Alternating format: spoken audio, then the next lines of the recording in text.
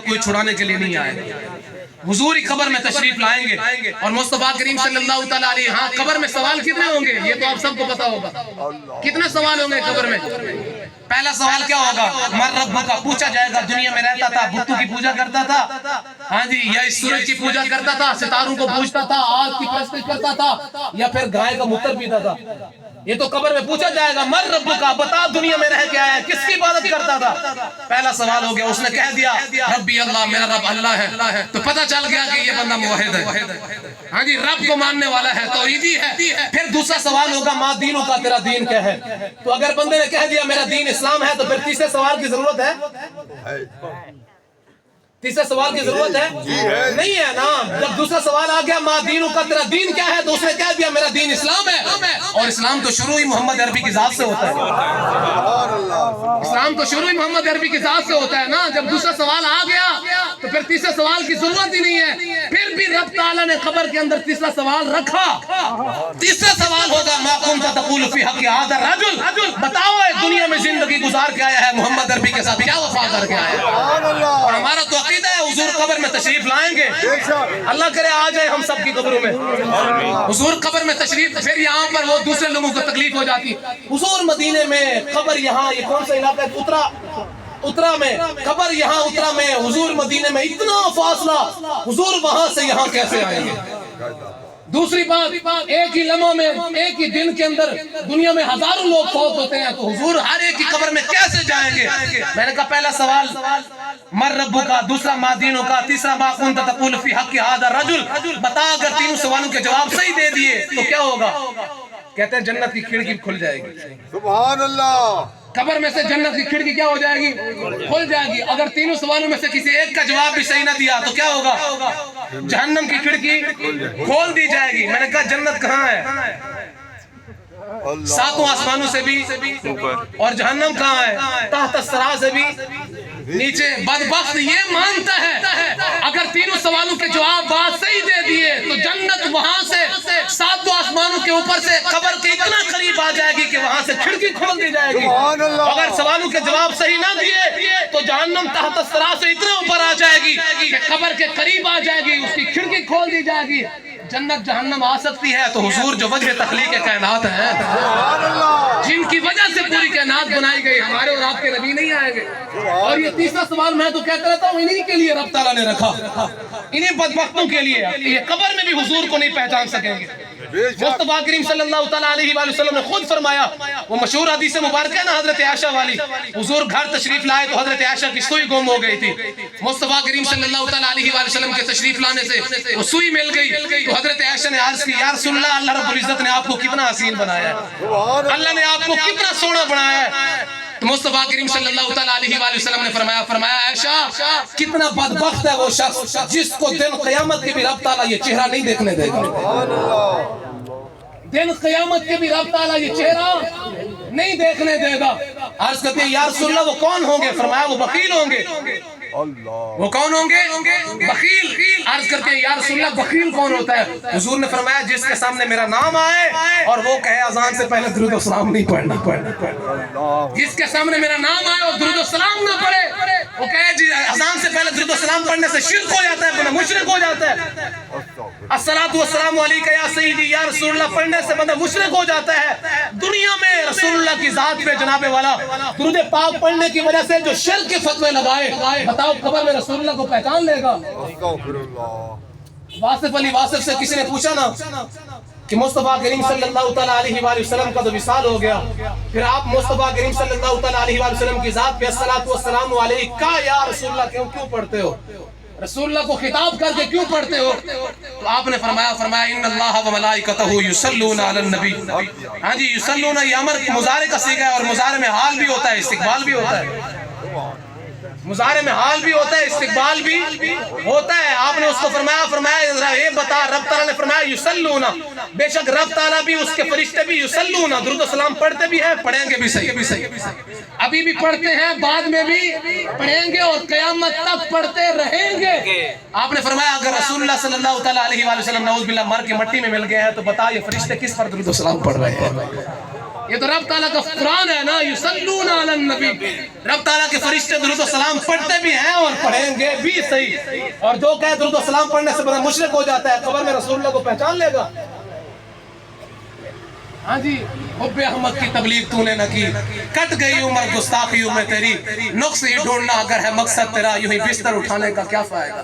دل میں عشق محمد نہیں ہے اگر کلمہ سننے سنانے کا کیا فائدہ، اور قلب میں شوق طیبہ نہیں ہے اگر مکہ میں آنے جانے کا کیا فائدہ. خشک سجدے کیے خوب ماتھا گھسا اور پیشانی پہ داغ سجدہ بنا، دل داغ محبت سے خالی رہا، یوں ہی ماتھا گھسانے کا کیا فائدہ. بستر اٹھانے سے رب نہیں ملتا. آؤ اعلیٰ حضرت عظیم البرکت کی بارگاہ میں پوچھتے ہیں، حضرت رب کہاں ملتا ہے؟ آپ نے فرمایا نور الہ کیا ہے؟ محبت رسول کی. سبحان اللہ. میں رب کو ڈھونڈنا ہے تو بستر اٹھانا چھوڑ دے، یہ لوٹے اٹھانا چھوڑ دے. لوٹے بستر اٹھانے سے رب نہیں ملتا. محبت رسول کر، رسول اللہ سے عشق کر، رسول اللہ سے پیار کر، رسول اللہ سے دل لگا، رب تعالیٰ خود بخود مل جائے گا. سبحان اللہ. نور الہ کیا ہے؟ محبت رسول کی. اور جس دل میں یہ نہ ہو وہ جگہ خوک و خر کی ہے. آپ نے فرمایا نور الہ کیا ہے؟ رب تعالیٰ کی معرفت ڈھونڈنے کے لیے نکلا ہے، رب کو پہچاننے کے لیے نکلا ہے. تو آپ محمد عربی کے در پہ رسول اللہ سے پیار کر، اور یہ بھی یاد رکھ جس دل میں محمد مصطفیٰ کی محبت نہیں ہے، فرمایا وہ جگہ خوک و خر کی ہے. فرمایا وہ مومن کا دل رب کا گھر نہیں ہو سکتا، وہ کھوتے اور خنزیر باندھنے کی جگہ ہے. استغفر اللہ. جس دل میں رسول اللہ کی محبت نہیں ہے وہ کھوتے اور خنزیر باندھنے کی جگہ ہے. اور آپ نے خود فرمایا وہی آنکھ جو ان کا منہ تکے. فرمایا سنو پھر دل کون سا اچھا ہے؟ کون سا دل اچھا ہے؟ جس دل میں محمد رسول نہیں ہے وہ تو خنزیر اور کھوتے باندھنے کی جگہ ہے. ذرا حضرت یہ بتاؤ پھر دل اچھا کون سا ہے؟ آپ نے فرمایا وہی آنکھ جو ان کا منہ تکے.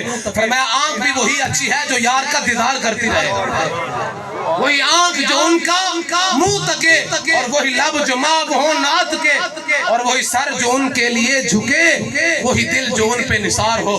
فرمایا سب سے بہترین دل وہی ہے جو رسول اللہ کی ذات پہ قربان ہو جائے. سمجھ آیا یا نہیں آیا؟ تو یہ ہے حریص علیکم بالمؤمنین رؤوف الرحیم. اس کا مطلب اس آیت مبارکہ کا مطلب یہ ہے حضور اتنے مہربان ہے اپنی امت پہ. اب آ جاؤ امت کی طرف. یہ تو حضور تھے، یہ حضور کی کرم نوازی تھی، یہ حضور کی مہربانی تھی. ہاں جی، یہ حضور کی رحمت تھی کہ حضور نے ہر جگہ پہ اپنی امت کو نہیں بلایا. اب آتے ہیں ذرا امت کی طرف. امت نے اپنے نبی کے ساتھ کتنی وفا کی. یہ تو نبی تھے نا کسی جگہ پہ بھی، اور رسول اللہ نے قیامت کے دن کا فیصلہ پہلے سنا دیا. حضور نے فرمایا سارے انبیاء ممبروں پر بیٹھے ہوں گے، میں نہیں بیٹھا ہوں گا. میں اس دن بھی رب تعالیٰ کی بارگاہ میں عرض کروں گا یا اللہ تیرا وعدہ تھا وَلَسَوْفَ يُعْطِيكَ رَبُّكَ فَتَرْضَىٰ، محبوب اتنا دوں گا کہ تو راضی ہو جائے. یا اللہ آج دے نا، کرنا راضی. اس دن بھی میں رب کی بارگاہ میں امت بخشوا رہا ہوں گا. یہ تو حضور خود فرما کے گئے. اب بتاؤ نا آپ اور میں نے حضور کے ساتھ کتنی وفا کی. رسول اللہ کی ختم نبوت پہ ڈاکہ پڑ گیا عدالت عظمیٰ کے اندر، سپریم کورٹ آف پاکستان کے اندر، وہ پاکستان جو رسول اللہ کے نام پہ بنا. اور اس وجہ سے ہمارے بڑوں نے قربانیاں دی کہ یہاں رسول اللہ کا نظام ہوگا، رسول اللہ کے دین کا نفاذ ہوگا. ملک پاکستان میں رسول اللہ کا دین ہوگا. اس ملک پاکستان کی عدالت عظمیٰ کی کرسی پہ بیٹھ کے کتا رسول اللہ کی ختم نبوت پہ ڈاکہ مار کے چلا جائے اور ہمیں اور آپ کو پرواہ ہی نہ ہو.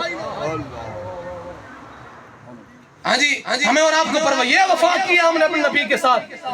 پوری دنیا کے اندر ہمارے مسلمان ہیں، ہر ملک میں ہمارے مسلمان ہیں. تو کیا خیال ہے؟ یہ وفا کی ہم نے اپنے نبی سے. کم از کم وہ تو نہ بچتا نا، وہ بچے گا بھی نہیں انشاءاللہ.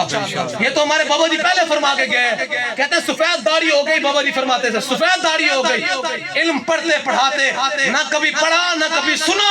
رسول اللہ کے ساتھ چھوٹی سی بھی غداری کر گیا اور بچ گیا ہو، نہ یہ تو ہو ہی نہیں سکتا. اللہ کے نبی کے ساتھ کوئی غداری کر جائے اور بچ جائے، یہ کیسے ممکن ہے؟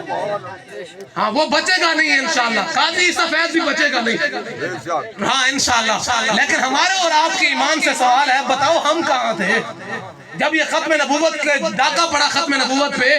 تو ہم کہاں تھے؟ ہاں جی، علامہ اقبال یہی تو کہتے ہیں شب پیش خدا بگرستم رازے. ایک رات میں رب کی بارگاہ میں رو پڑا.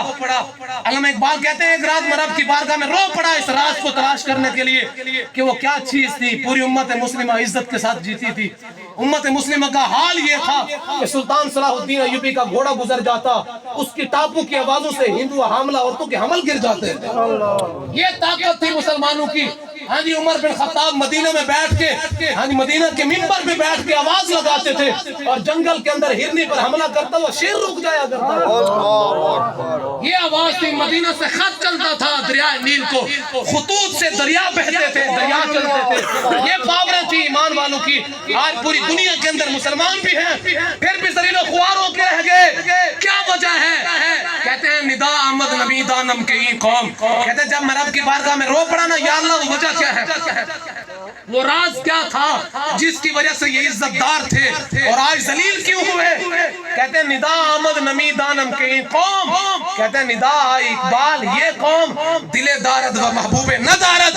पहले जो कौम थी उनके जिस्म भी थे, जिस्म के अंदर दिल भी था, दिल में रसूलुल्लाह की मोहब्बत भी थी। और आज ये कौम जो बाकी है, इनके जिस्म के अंदर दिल तो है पर दिल में रसूलुल्लाह की मोहब्बत बाकी नहीं है।